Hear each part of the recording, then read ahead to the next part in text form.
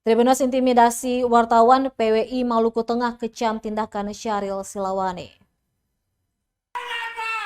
Wartawan Maluku Tengah mengecam tindakan intimidasi yang dilakukan Ketua Bidang OKK DPC Partai Demokrat Maluku Tengah, Syahril Silawane terhadap wartawan Carang TV Ambon Muhammad Sanaki.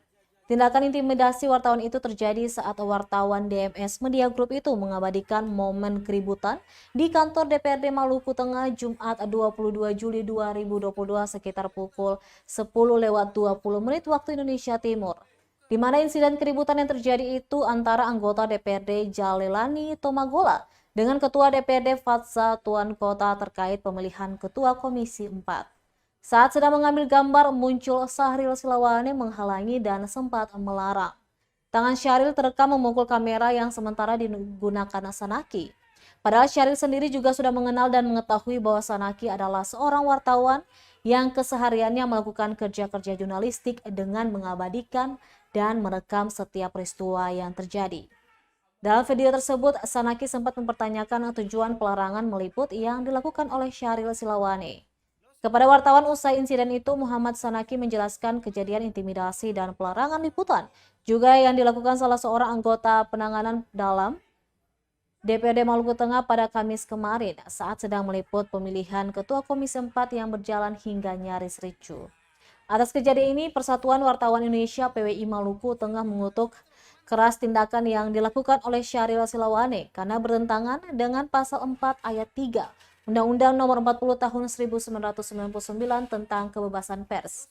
Sekretaris PWI Stewart Michael Toisuta menjelaskan jurnalis saat menjalankan profesinya mendapat perlindungan hukum sebagaimana ditegaskan dalam Pasal 8 Undang-Undang Nomor 40 Tahun 1999 tentang Kebebasan Pers.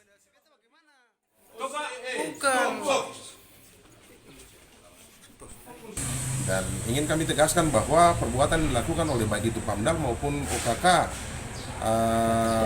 Demokrat Kabupaten Maluku Tengah sudah jelas dan tegas melawan dan melanggar Undang-Undang Nomor 40 Tahun 1999 tentang Pers, khusus Pasal 18 dan Pasal 4. Kami memahami sungguh bahwa tugas kami memang banyak mengalami kendala di lapangan, dan karena itu kami mohon agar pihak-pihak yang menghalang-halangi ini tidak kemudian nekat untuk melakukan tindakan yang sama. Kami tidak mengancam, tetapi kami pastikan akan mengambil langkah hukum jika ada lagi kegiatan yang sama yang dilakukan, baik itu oleh partai politik ataupun pihak-pihak DPR.